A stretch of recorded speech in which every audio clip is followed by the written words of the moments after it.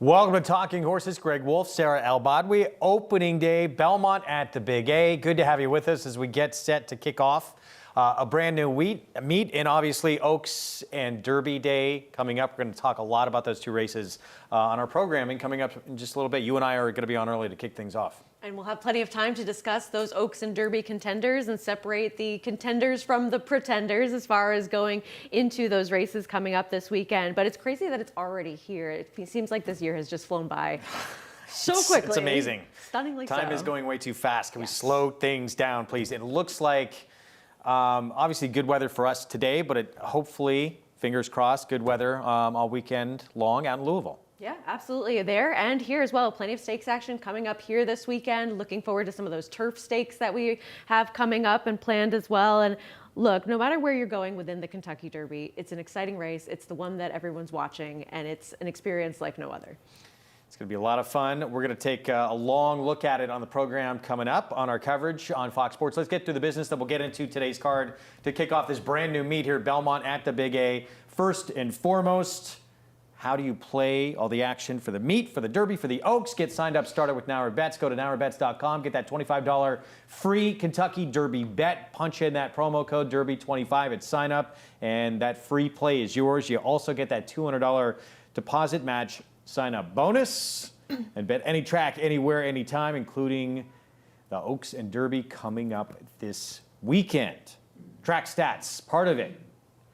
Bet smarter, win bigger, bet the action all across the country with track trend stats and betting insights on Now or Bets. And then later today, as mentioned, Sarah and I are going to kick things off on our FS2 coverage. That begins at 1 p.m. Eastern. It does. You excited? I am. It's always a good day when I get to spend time with you. Oh, that's very nice of you. I feel the same. Oh, so sweet. Might be the nicest things anyone on our shows has ever said to each other. Say nice things to each other, and it starts a very good day. All right, let's get into this card. I don't know how you felt about this first race.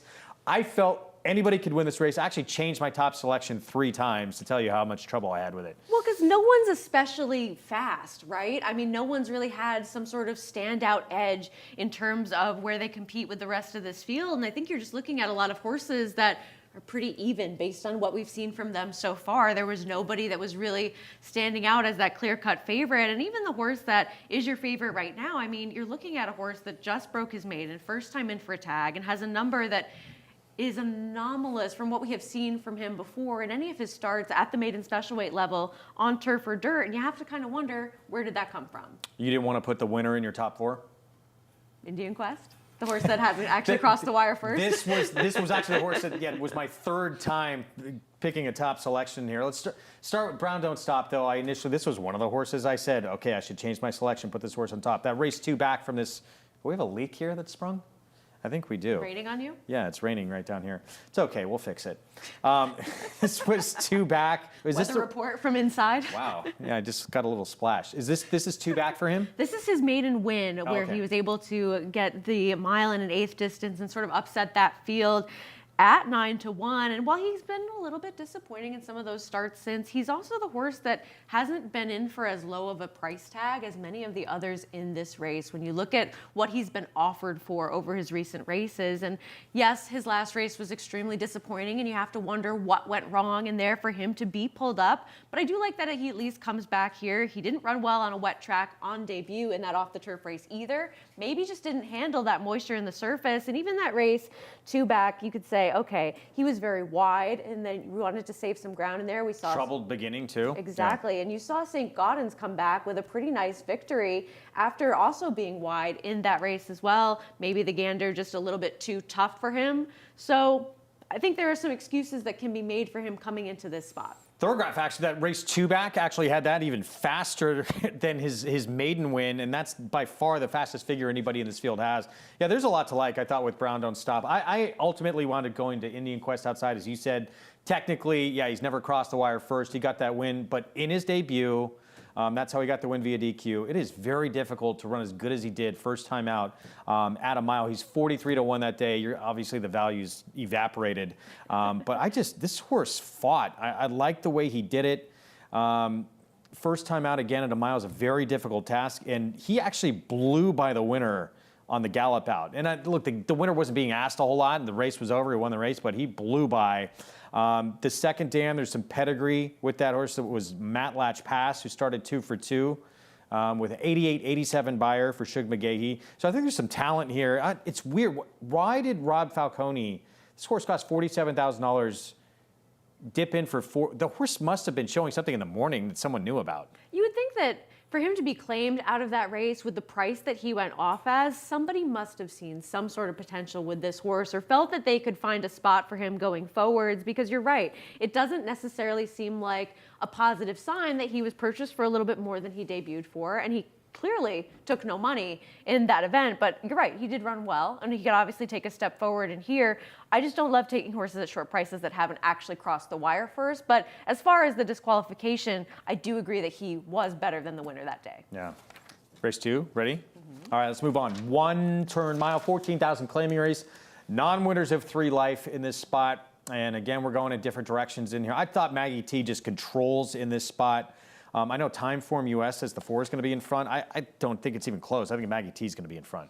You think so? Because I actually think Try It Again is going to be in front coming out of those sprints. I think Maggie T, well, I think she has a better chance than the 4 being in front for sure. Okay. Yeah, I don't think Maggie Strange Fruit T will is be going in to try front. and control in here. And this horse, I had to battle with the favorite all the way to the wire in that race. So I thought showed some tenacity too. So I don't really question the mile with Maggie T as well. And the horse who won that race, Shinful, was 4 to 5. Was a big class dropper in there. I think it was Linda Rice. There's no one as good in this race who's going to be trying to run this horse down as Shinful last time. Which is fairly true. And I mean, I like this horse getting a little bit more ground to work with. I will say that, at least coming off of those sprint races where I think that, yes, her numbers have been a little bit better as of late, but I think that's also been a function of the class that she's been facing. And I do have a little bit more confidence in her being able to get some more distance than the horse that I ultimately ended up putting on top. But I thought that coming out of that last race, Try It Again ran extremely well in there to finish second. She was the horse that was up on the pace. She was the only one to survive that pace pressure and still be around at the end and just get caught by Joey the Fish. I mean, I felt as though she was the horse that was running the best race in that spot that we could take a look at. And while I'm not entirely sure that this mile distance is going to suit her, I do at least like a horse that has that sprint speed coming in to possibly be able to control in this race. And she was dropping quite a bit last time and ran extremely well. When you look at the company that she was keeping prior to that last race, just different horses in terms of what she was facing, and you'll see that she gets caught late here. So I wanted to give her a try going a little bit further to see if she could sort of hold out, if she was able to settle a little bit more early, maybe less pace pressure, we'll see. But I think that she ran too good to lose last time. To me, look, she's going to win. I don't think she's going to do it in the lead. The 2 has turf sprint speed, which turf sprinters are quicker than dirt sprinters. It's not even close. The only time Try It Again really has been on the front. She wasn't even on the front last time. She was close to the pace. Maggie T has to go. The fact she's drawn inside, too, they have to go. And she's quicker anyway.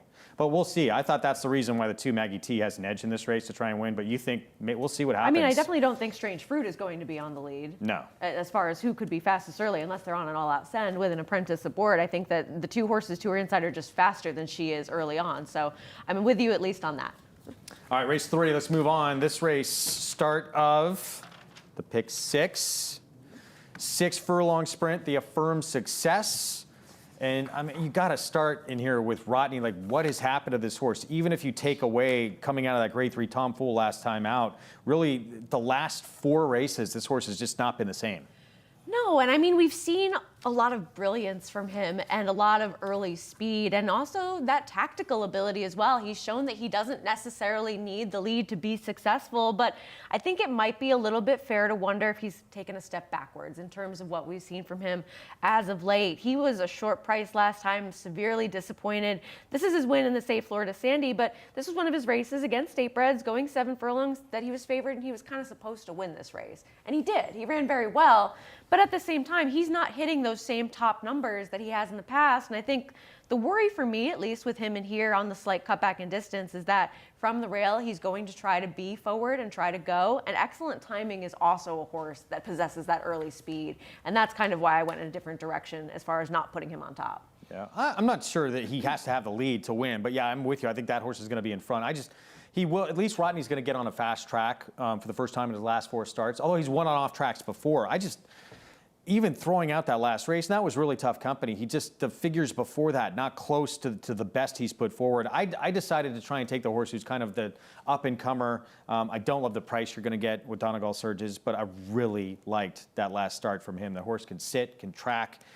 Will he be as good at 6 furlongs as at 7? I don't know. That punch might be a little bit better at 7 than 6. We'll find out. But I really think he's starting to come into his own right now for Pletcher. Yeah, he's just been good over his last couple of races and was a horse that maybe you can make some excuses for when he first came back to the races where he didn't get out of the gate all of that well. He was pinched and steadied at the start in that return race off the layoff. And clearly they thought something of him for the races that he was running in as a 2-year-old. And you like seeing that step forward from 2 to 3 and knowing that he's definitely taken it over his last couple of starts. He's also a little bit more tactical, I think, than some of the others that I think he ends up getting a good trip in this spot. And I have no problems with him either. The horse that I went to is kind of the wild card in here coming back, and Sheriff Bianco, who his Evan Shipman, even though that was going a route of ground, I thought that was one of his best races. And he's a horse that I think doesn't necessarily need to be in that forward position like he was going further. He can sit off the pace a little bit, and he's handled going shorter on the dirt before. It's a cool horse. He had some really, really big races in the past, and I'm not. A lot of people say, you see all those runner-up finishes. I'm not concerned with it with him. He's faced really good company. It just tells me that he shows up. Cody's Wish, New York Trap. I mean, he has faced some of the best horses out of anybody in this field, you could argue. Eric Hansel, by the way, is going to fill in Jose Lezcano off all mounts today. Yes. I'm going to need an umbrella soon. Do you need to move? Leak, it's gotten worse. Don't worry, we got dry over here. We got some tape we can put on it soon. 4th race kicks off the late pick 5. This is a 1-turn mile, 16,000 claiming race. It's for non-winners of 2 life in this spot, and we lost the 5, the 8. I thought they were both players in this race, so it's changed things a little bit. It has, and we end up agreeing in this spot with our cold super in here because Gun Maestro is just a horse that is getting that little bit of class relief coming into his last couple of races since he was claimed away. He's run well in those. He's had some gait issues, and he ran very well in this spot while controlling on the front end. I just don't necessarily see this field quite as tough. It says he was on the lead, too, the whole time by himself. He actually got pressured by Arabot. I mean, this horse was not far off him. He was on his hip a little bit. I think he gets a lot easier lead today. There's no one that can stay with him early in this spot, and because of that, I'd like him a lot in this race. Having said that, he's no star, but I just think he's going to get a very easy lead in today's race. I think so, too, and I like seeing the little bit of improvement that we've seen when he switched barns, right? We saw him take that step forward and run a little bit quicker, and then take that step forward again last time when stretching out in distance, and I think that they're on the right track with this horse to figure out where he can be successful.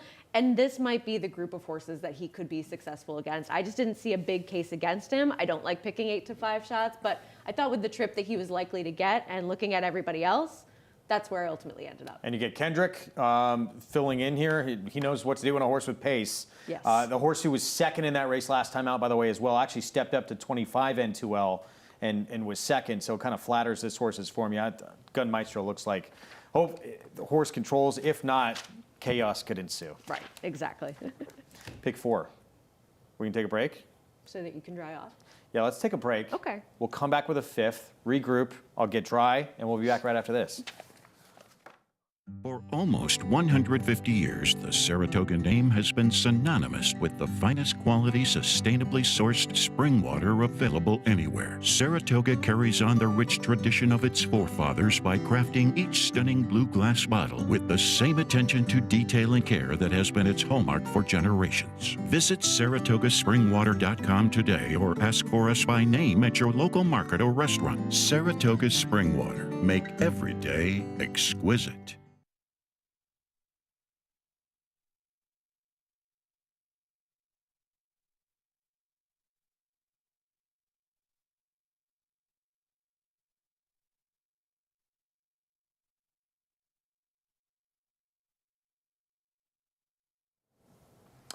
One of the many reasons I love going to Saratoga, you can't even say that because you can get it anywhere now. And anytime I go out and I see a restaurant at Saratoga Water, it just puts a smile on my face. But love going there and going to the actual well and filling up myself. Yeah, I mean, you can taste the difference. It really makes me happy. It's great water. All right, race 5. On the outer turf at a mile and 3/16, allowance optional claiming field in this spot. You have gone to Agent Creed. You want to start? Sure. I mean, I'm just hoping that he's a horse that can get some forward position off the layoff in here. And we saw last week that the turf was playing really forwardly based on different distances and horses being more successful that had that forward position.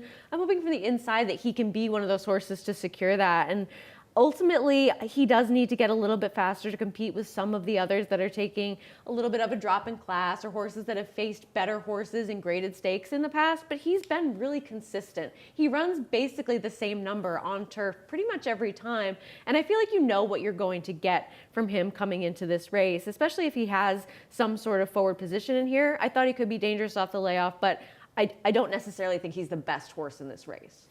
Will look at really good in here, and we had to go way, way back. He's not been on turf for a long time. He actually went to the bench last start or after that Kentucky Downs race, but the race before that, this was on soft turf in the Kent at Delaware, going a mile and 3/8, and this was a win for him. He's obviously a player in here, Dylan Davis for Mike Maker. What, you had him second, I believe? Yeah, I mean, when you look at the spots that he's been in on the grass, they've all been serious competition, especially as a 2-year-old. I mean, he was running against some of what were the top horses on the grass at that time for the distance. So I feel like on the grass, he especially really hasn't done anything wrong. The synthetic maybe not preferable, but I think that you could definitely argue that as far as the competition that he has kept on this surface, it's one of the better ones, regardless of anybody else that you look at in here, except for Mondego. Yeah, I'm not sure about his name. I'd say he's very good. I don't know if he's really good. Yeah. He's very good. Okay, well, maybe he needs a rename. I went to Daunt. As you just look, Daunt's running lines are just littered with horses who are so much better than what anybody else in this field has faced. And the figures he's run, I'm not worried about that last race. It was a mile and 3/8 marathon event in a grade 2. Look at some of these other races, and he's 3-4 lengths faster than everybody in this field. Now, the layoff, these connections, Mark Keller, who bred this horse as well and owns it, Bobby Robato, they went with a horse that they were kind of using as a prep spot for a comeback race. Yeah. Yes. So Barn's going well. Yeah, I root for these connections as well. It's good to see them win. But just, you look, Portfolio Company, who's graded stakes place, Chew Lane, who's Channel Maker. Yeah, Exact Estimate, who came back and was second, be 3/4 a length in the stake next time out for Chad Brown. Ford Washington, who's a stakes winner, graded stakes placed. Emirati, who's a graded stakes winner. You just go on and on and on. He's faced so much better company than everyone, and he's run well against those group too. Right, and he's a horse that he has been ambitiously spotted in several of his races as of late, and I think maybe going a little bit further sometimes than he wanted to go. And then when you talk about class, I think you also have to mention Mondego, a horse that has been running in those graded stakes races. He is now a 4-year-old coming back, but when you look at who he's faced, Far Bridge, Integration, Program Trading, maybe he was just a horse that was good early on in his career and sort of tailed off a little bit or didn't go on. But I think with who he was facing and what was a pretty strong division in terms of the 3-year-old males last year on the turf, he has every right to take another step forward. Gosh, I think it's a short price on him. I feel like he has to take a big move forward to compete, which he may. He's turning 4. He has every right to get better now, but I saw him needing to really step up. Yeah, I did as well. He needs to get faster, but as far as who he's faced, I think it's possible. Race 6, back on dirt, 20,000 claiming race, 1-turn mile, and 6%. It's the last 3 I picked today. Okay. Of my 3s are wild? 3s are wild, I guess so.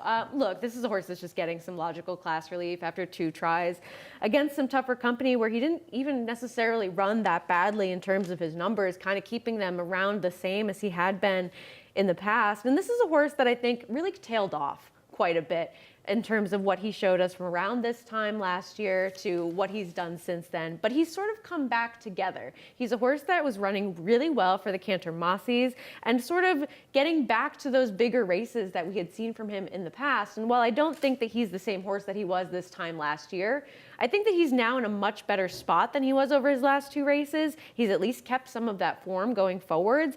And I do feel like he can be competitive at this distance, whereas I wasn't totally sure that the horse that you put on top would be able to go this far, but I did look at him for quite a bit. Did you feel, there's a chance Bourbon Callings being one of the shortest price favorites on the card today. Did you see him, if he runs his top race, is a massive standout in here?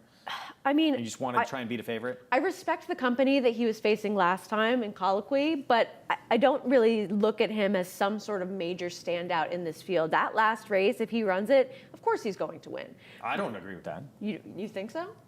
No, I don't No? think he. I think there's others. His last 4 races, to me, brings him back to earth with his field. Yeah? The Okay. races before that, though, yeah, he should probably be 2 to 5. Yeah. But 4 races now where he has not been that same horse. Right, and I think that that's something that you have to look at coming into this spot where it's like, I don't necessarily trust that he isn't a horse that's kind of fallen off the map a little bit. I think Colloquy is a decent horse. I think the horse that finished 3rd in that race is one that I respect enough, but at the same time, this is not a bunch of nobodies regardless of the level. In terms of looking at this race and based on who is in here, this is not the easiest $20,000 maiden claiming race that we may see on this circuit. Yeah, I mean, I guess at least for Bourbon Calling, because he was running monster races, and it kind of started going south for him when we turned the page to 2024 this year, and the last 4 starts have not been close, but at least he sort of got back to a little bit better. Not close to what he was, but in the right direction for him last time. So we'll see. He's going to be the favorite. Yeah, I decided to take the horse who, the mile's a big question mark for high heat. He should be in front. He's going to be alone in front. That's why I went with him in here. And he does have, you look at that last race, thoroughgraph-wise for Bourbon Calling, that he got in that race where he started to move forward back to what he's been, but still not anywhere near as good as he used to be. But this horse has 4 races that are faster than any of the more recent efforts than the favorite last time out. So high heat, I mean, the effort he put in 3 back at Aqueduct, he ran a 6.3 thoroughgraph-wise. He's paired up numbers last 2 starts. It's just the question mark of a mile. Can he hang on and get the distance near? Because he has figures fast enough to compete with even who Bourbon Calling is right now. Not the old Bourbon Calling, but that horse. I was going to show Hold the Flight. We can take a look at that race from him. It wasn't bad. We're going back to February 18th. This was 2 back that went for 20,000. I think the horse that he beat to Majestic Frontier is okay. The one that he was able to just nose out. I think the concern with him is that he got the setup in this race. The pace was coming apart in the late stages. He was able to stay towards the outside, get that clear run, able to run down Majestic Frontier and Daddy Knows. And I think that going into that spot that he was in, cutting back in distance last time, it didn't work out for him. He was facing a horse that's in great form right now in Chuck Willis, but that 84 Beyer 2-back is not something that we'd seen from him in quite some time or against on this circuit, really. So I think you also have to question, where did it come from? Are we going to see it again for the new connections? And gut feeling, I saw neither of us actually surprisingly have this horse anywhere. What'd you feel about that last race from him last time out, the 7? It's a big step up from what we've seen from him as of late, and now he's going to a new barn as well. And I think that the field that he was running into last time was a little bit softer than what he's going to be facing here. Yeah, I was surprised. You got a big number for that race. Beyer-wise, thoroughgraph-wise, it was a little bit slower. Yeah. And he'd still need to make another big forward move to compete in here. That's why ultimately I left him off against. as well. 7th race, another 1-turn mile New York breds, entry-level allowance. It's a really interesting race in here. What do you do with St. Gaudens for Chad Brown, who was beat as an even money favorite last time out? And I think that with him, you kind of have to wonder, is he really all that fast in comparison to the rest of this field? Because, yes, he had a major excuse first time out. He came back with a big victory and He's significant... in contention here. Right. He's right in the mix. But Drifts. in terms of who he was facing in here, regardless, I don't necessarily see him as that 3-year-old that's ready to take that step up against older company that's just... All of them have run a race that's faster than him, haven't they? I mean, everybody has been capable of doing something on the racetrack except for, I guess, Jackson Heights that is just a little bit faster than he has. Yeah, I feel like he's just going to be cruising on connection status here and get over bet. Exactly. And I just don't think we've seen anything spectacular from him that suggests that he could be seriously competitive in this field, even when he wasn't last time. And I think that that's also a concern coming in. Oh, go ahead. No, go ahead. I was going to say go to Dr. Kraft. Oh, yeah. I'm very intrigued to see what you think of the 5, but we'll get to him in a minute. Yeah, I mean, I think that Dr. Kraft is a horse that I've been a huge fan of in terms of his last couple of races. I liked him today that he was way too big a price at 30-1, so I'm chasing a little bit off of that where he finished second. So that's my own personal bias there, but he's just been very consistent over his last couple of races. He's had some forward position without necessarily needing the lead. He's been around at the end when the pace has been a little bit more contentious. He is a horse that is going to have to go a little bit further, but he's run at this distance in the past and not disgraced himself in the past when he was a younger horse as well. And I think that maybe he hasn't necessarily gone on a ton numbers wise from who he was when he was younger, but at the same time, he's still been consistent. And he ran well to finish second to Horse and Fortune's Nephew, who is pretty okay in terms of what he's been able to accomplish. So I wanted to give him another try. The seconds adding up does bother me. 4 seconds, 6 thirds, only the one win. I don't love that. But he's going to be a better price today, at least, than he was over his last 3 races. Yeah, he's 6-1? Yeah, 6-1. Battle of Lexington. You watched the Keeneland race? I did. And So what do you think? Obviously, look, he saved a ton of ground in that race throughout, but the winner was pretty good. Who won this race? I would have had the Super if I didn't. If I used the winner. So I was disappointed. But in terms of him being the price that he was last time, he was really dismissed on the tote board. And I know that Keeneland is so competitive, and this was a decent race from the winner as well as the runner-up and a couple of others as well. But I mean, you have to kind of wonder, where did this 87 buyer come from? Is it just that progressive improvement now that he's a horse that has come off that little bit of time off?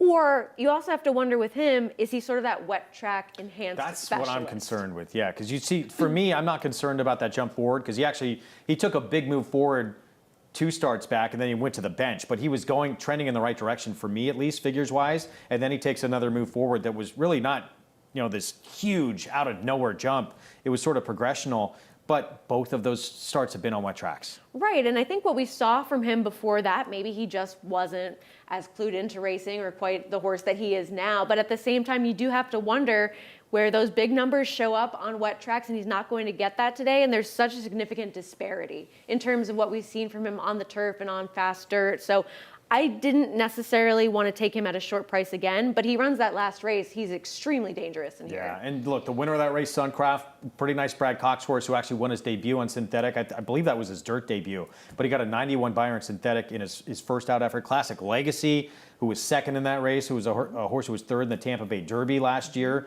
He's also been third to Beau Cruz, who we're going to see on the undercard coming up this weekend at Churchill's. A very good runner. That was a good field. Yeah. Yeah, no, it was a solid field that he was able to face, and he ran well to finish third in there at a huge price. All right, let's move on to the finale, race 8 to close things out. 6 furlongs, sprinting, outer turf.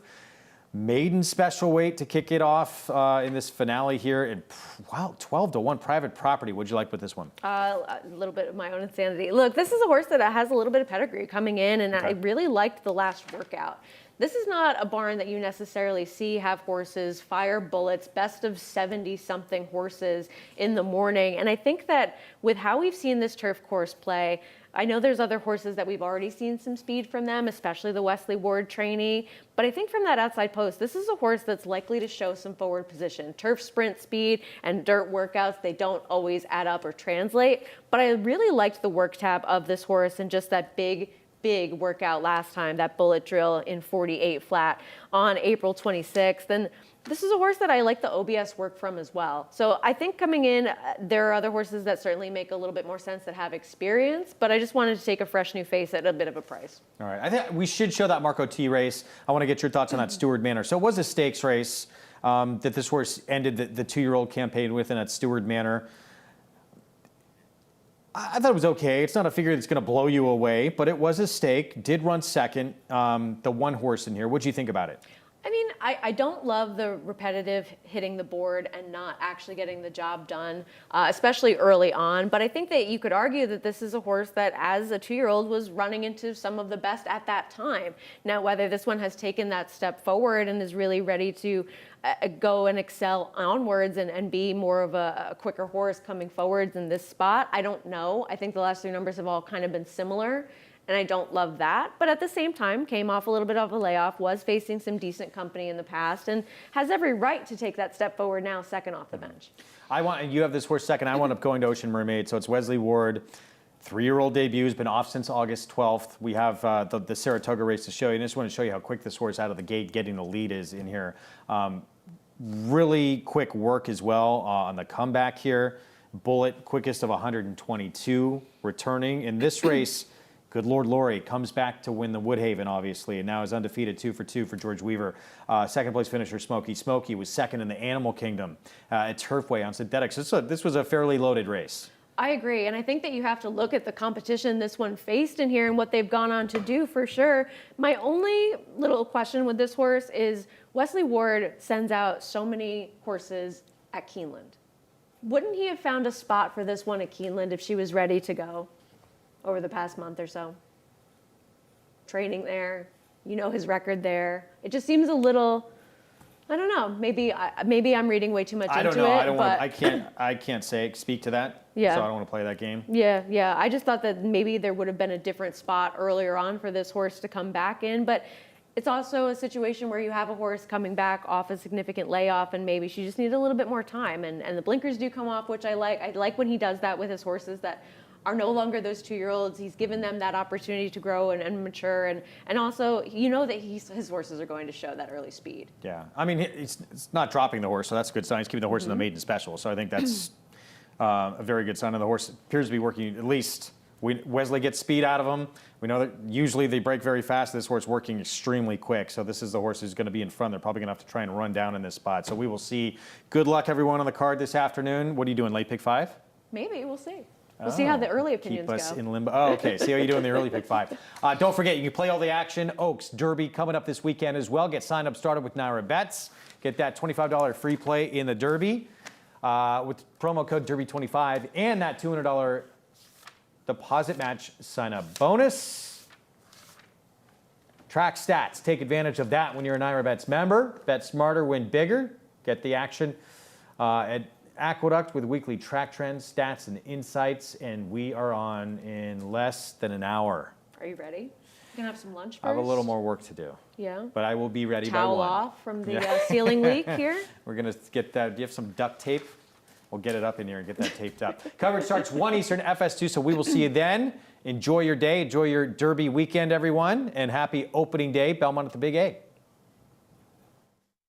For almost 150 years, the Saratoga name has been synonymous with the finest quality, sustainably sourced spring water available anywhere. Saratoga carries on the rich tradition of its forefathers by crafting each stunning blue glass bottle with the same attention to detail and care that has been its hallmark for generations. Visit SaratogaSpringwater.com today or ask for us by name at your local market or restaurant. Saratoga Spring Water. Make every day exquisite.